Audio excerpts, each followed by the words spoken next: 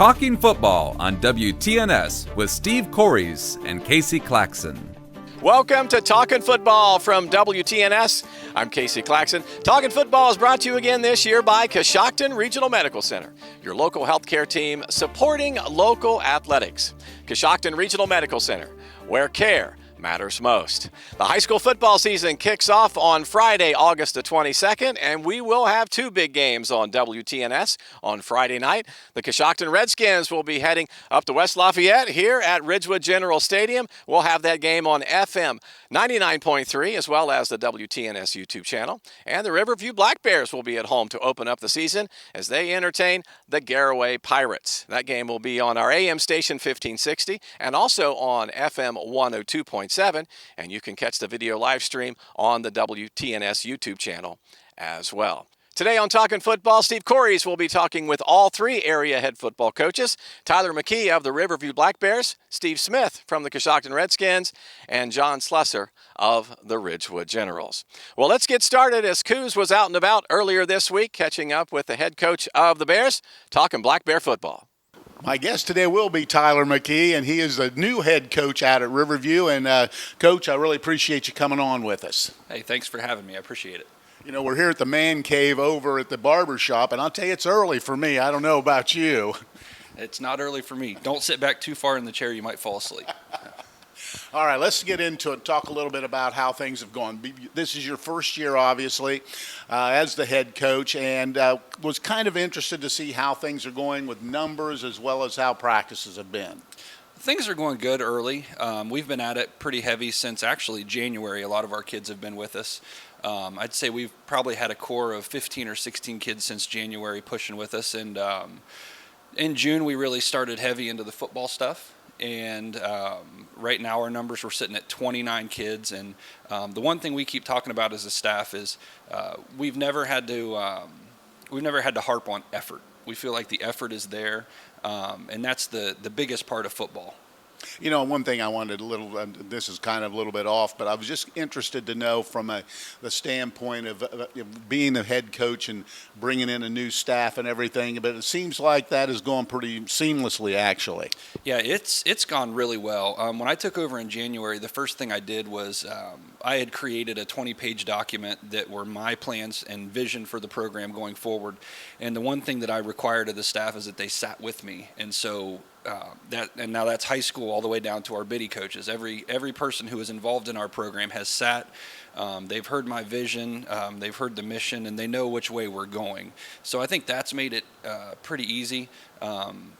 Everybody that sat with me stayed, which is a good thing. But that was an opportunity for them to know the direction we were going, and I guess gave them an opportunity to decide if it was something they wanted to pursue with us. We know the battle we have ahead is it's pretty tough, but we'll get there as long as everybody's pushing in the right direction. All right, practices, this will be week number 2 in the practice department. You know, from that standpoint, you had a scrimmage this past Saturday. Talking about 8 or 9 days into it, how do you feel? We feel pretty good with how that first scrimmage ended up. The big thing that we have harped on since we started was, again, just the effort and energy and trying to bring our kids together as a team. You know, at the end of the day, I think I've heard the coaches in the area. I listen to just about everybody, and the one thing that I think everybody talks about is at the end of the day, the X's and O's of the game are secondary. The first thing, you have to get your kids to play hard, and once you establish that, then the X's and O's will come. But X's and O's without effort won't get you anywhere. All right, now you're going into the second full week. I know you probably add things as you go during the course of the week. When you head into this game this scrimmage on Saturday, what will you do differently? Really not a lot. Our big thing right now, we are a young team, and so we're trying to just keep things simple. One thing we've always said is if we make them think, we'll slow their feet. So we're trying to get them just to play fast to where they don't have to think and they can just play.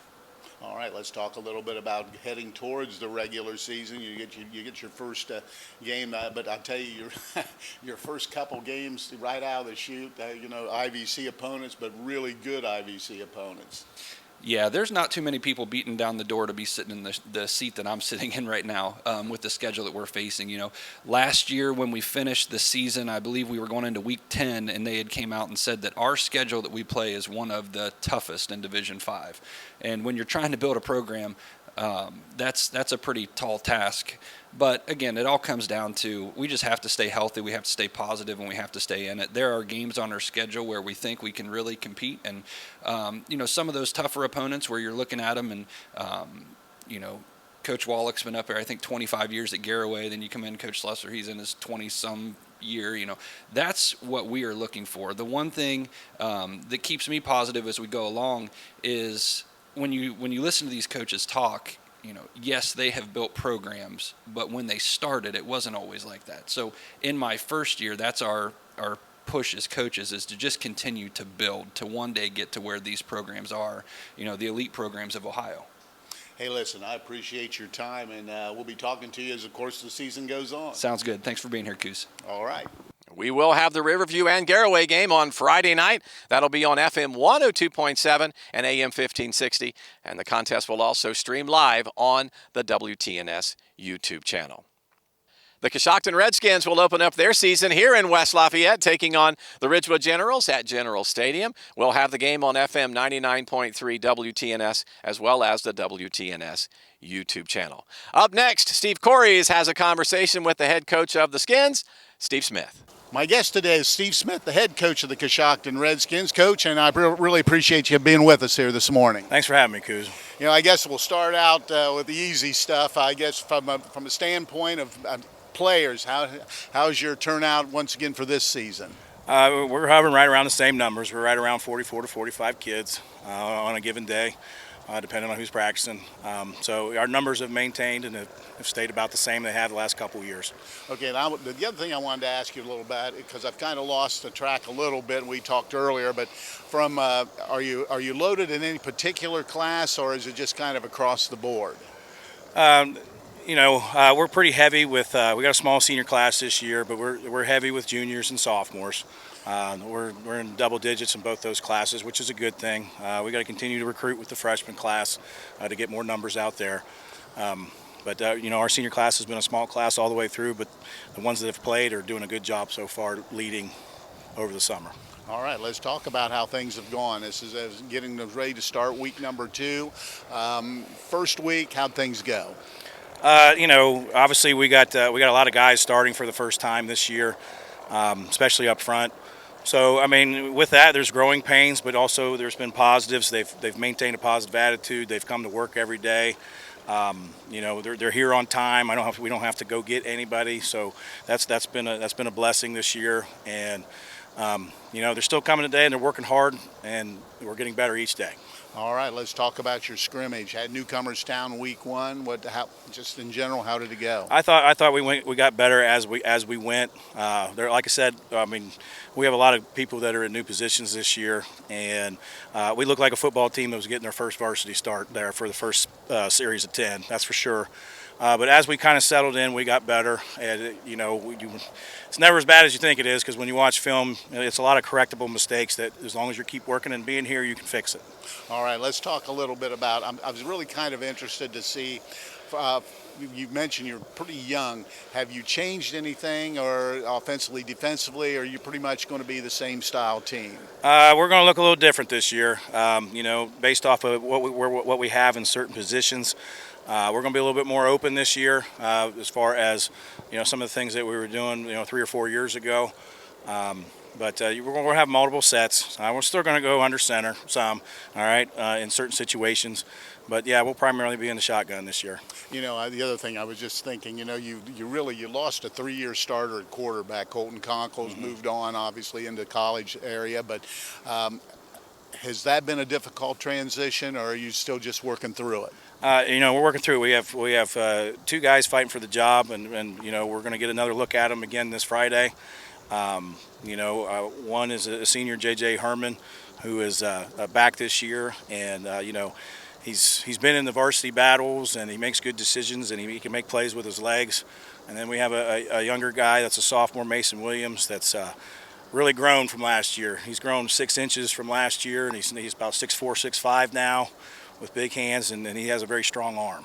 You know, he had a brother that played as well, as I recall. Yes. So he's the younger brother of Cody Williams. His cousin was Gavin Williams. So, you know, those are players that have played for us in the past. All right, you close out this Friday, and who do you scrimmage? Vinton County. We're scrimmaging Vinton County here at home this Friday. All right. So, as overall, looking at this team versus a year ago, I know you lost a lot of veterans and also a lot of veteran leadership. Is that one of the things that you're looking to improve? That's been huge the whole summer. We've been looking for, you know, we still haven't voted for captains yet. We're trying to hold off on that as long as possible to see who's going to step up and take charge of the team. So there's been a couple people that have really taken it by the reins and stepped into that role without the vote. So that's what our goal was as far as holding off on doing that. All right. Hey, listen, I appreciate your time and good luck on the season. All right. Thank you, Coos. Join us on Friday night from West Lafayette here at General Stadium as Ridgewood hosts the Coshocton Redskins. Pre-game show 6:30, kickoff and play-by-play at 7 o'clock. Coming up next, Steve Corries will talk with Ridgewood head coach John Slusser. That's up next on Talkin' Football, right after this message from Coshocton Regional Medical Center. Coshocton Hospital has been there for me since I had my first stitches at 8 years old, and it was there for me just a few weeks back when I had to have a knee operation done. It's just really nice to have somewhere that I know I can go. When one of my kids is being seen, they'll even check out my other kid just so they can be included. Don received the best care that I think he possibly could have. Don and I both really felt that they were part of our family and we were part of their family. I feel like I'm seen or my kids are seen, and they generally want to hear what's wrong and they want to help however they can. I want to be able to support an organization that's giving back to the community, that's part of my community. If that's a hospital, Coshocton Hospital is going to be my choice.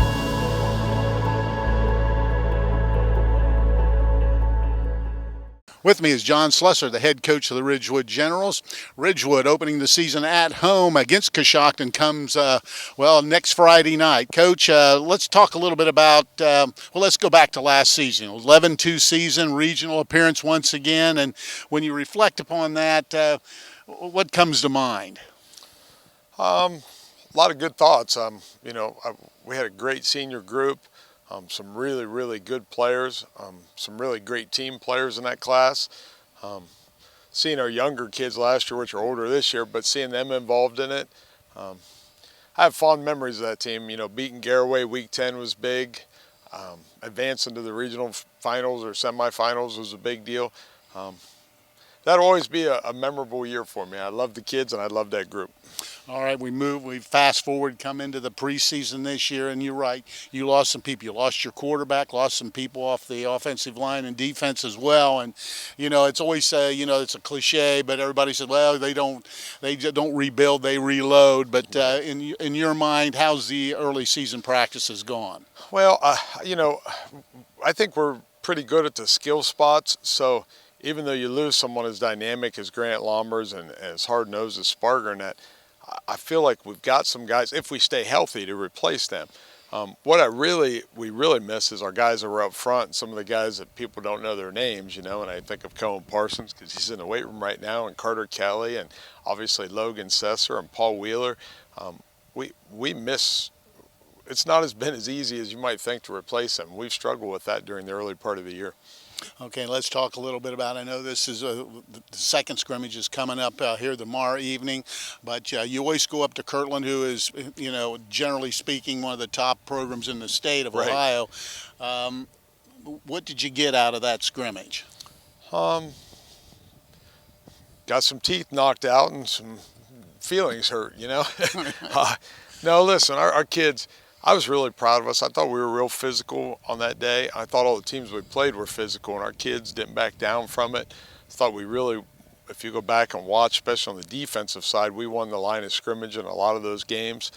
We did a great job of limiting people to scores, you play on both sides of the field, so the field's only 40 yards long, and we gave up 2 scores to Kirtland, and I don't know that we gave up one in the other. To Gilmore Academy, who was 9-1 last year and lost to Ursuline. We gave up 1 score to them. For 12 plays from the 40, that's pretty good against the competition we were playing. So I thought we did a nice job from that standpoint of it. I would still like to see us tackle better than we did, run to the ball a little bit better than we did, and obviously, like I told you just a second ago, offensive line still, it showed some weakness up there that day that we've got to fix and get better at. All right, tomorrow you have, I believe, West Holmes in a scrimmage. After you've seen last week, is there anything you're going to change up, or you just want to try to get a little more, get healthy and continue to do what you do? Yeah, I've said this in every interview so far, so people are probably sick of hearing it, and I'm sick of saying it, but in all my years here, 30 years, I've never seen us be as injured as we have been in the past 10 days. We've just been without so many guys, and it's defeating as a program and as a team and as a coach when you come out, all your guys can't go, and you're never full speed to practice. So that part's been disturbing. Listen, what do you do? We've had kids sick. We've had kids with head injuries. We had a kid that had surgery. Another one's got a bad hip. So, I mean, what do you do, right? But it's still very frustrating when you don't have those guys out. Because I think if we were fully healthy, I really like our team. But, here's I try to look at the good side of it, and I don't do that very often, you know me. But we're developing some depth. We've had to use a lot of other kids in different spots, so hopefully that pays off for us later in the year. Really kind of want, and I know maybe it hasn't even been settled, but you did lose, as you mentioned, Lammer's a quarterback. He's a 2-year starter at quarterback. Quarterback really runs the offense for you, obviously, but kind of tell me where that stands at this point. Well, I mean, I think Jace was always the plan. Jace is a really good athlete. I'm talking Jace McQueen. A really good athlete. He's played it throughout the past 2 years, some for Grant. For a while, him and Grant switched until Grant kind of took over a little bit when Jace was a sophomore and he was a junior. We thought we might have a little bit of a battle with, Drake Angle and Wyatt Marlatt. We really like both of those kids, but they both have had hip problems, and Wyatt's yet to practice this year, and DA's been up and down with his hip. He had surgery, pretty severe one, so I mean, what do you do? I mean, the kid had a bone cut and all this stuff, but I mean, they haven't been able to be here. So the good news about that is Jace is not only, just won it by default, he's won it by, he's been really good for us. He's been a great leader. He's practiced every day. He's done a good job for us, and we're looking forward. If he can stay healthy, I think we'll have a big year for us. All right, let's talk about your side of the ball, the defense. How's things look on that side? Once again, if we're healthy, I like the way we look. Right now we played Kirtland without our starting outside linebacker, without our best defense and offensive lineman. Nettles' kid was out, and I think he'll be out tomorrow night again too. So, I mean, 2 guys that would be starting for us didn't play. Preston at Tor, our safety, he's been a 2-year starter. He hurt his hammy in that game, so I don't think he'll play tomorrow night. I'm hoping he's back for week 1. So, I mean, and the guy he would be rotating with is Wyatt Marlatt, who hasn't practiced yet. So we're missing 4 guys that I thought would be playing almost every down for us, who aren't playing right now. So it's really hard to judge that and where we're at. When we have practiced, when we have played, I've been really pleased. I think we have some really nice pieces. I love our linebacker group. We've got about 5 or 6 guys up front. Logan Ridenbolt so far has been really good for us. He's started since he was a sophomore, so you would expect that, but you never know. He's been really good, so I'm hoping when Nettles comes back, another 2-year starter, you're going to pop him and Logan in there, and it's going to make us pretty good. And the Tolliver kid's back inside with the Lockard kid and with Talon Carnes. So, we like those backers, and my skill guys with Jace, Jackson Cabot, Preston Ator, Logan Wentz, Wyatt Marlatt. I mean, you're talking about 5 pretty good athletes there that can all play.